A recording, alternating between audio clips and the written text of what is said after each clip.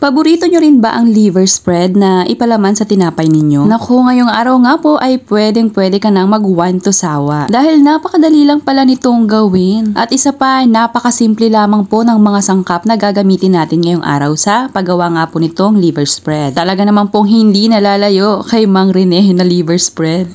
So samahan nyo na po ako magluto. Bali ngayong araw nga po ay gagawa po tayo ng liver spread. So bali nagisa nga po ako dito ng sibuyas at bawang. At syempre after po nating magisa itong bawang at sibuyas ay ilalagay ko na po dito yung 5 piraso ko ng atay ng manok. Gigisahin lamang po natin ito pero itong sa akin ay bahagya kong tutustahin para naman siguradong lutong-luto po itong ating atay ng manok. Actually guys, itong recipe na ito ay napanood ko kay Ninong Rai. Dahil nga paborito ko itong liver spread na ipalaman sa tinapay lalo na nga po sa pandesal, sinubukan ko na rin itong recipe nga ni Ninong Rai. Guys, may tanong ako, pwede ko kayang tawaging Ninong si Ninong Rai kahit hindi naman niya ako inaanak?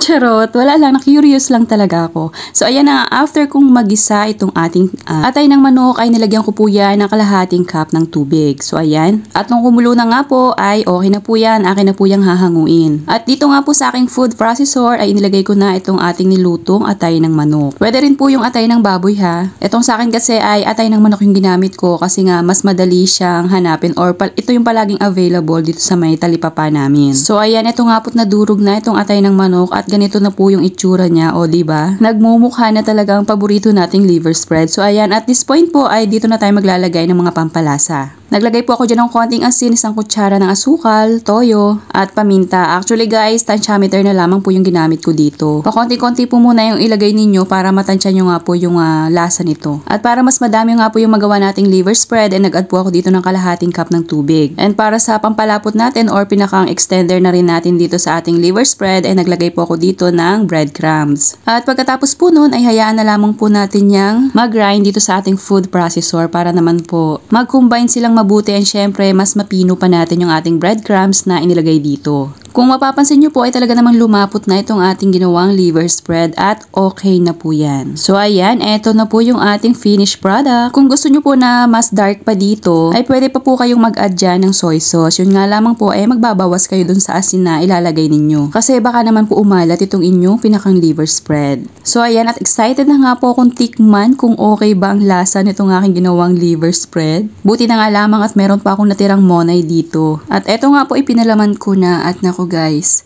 napakasarap po, hindi po talaga siya nalalayo dun sa nakasanayan kong liver spread. Kaya naman kung paborito nyo rin po ito, ay gumawa na rin po kayo dahil kayang-kaya nyo rin itong gawin. And syempre po, pakipusuan nyo na po itong ating homemade liver spread. And syempre kung hindi ka pa po naka-follow dito sa aking munting kusina, ay paki-like or follow nyo na rin po. Salamat po. Serve and enjoy!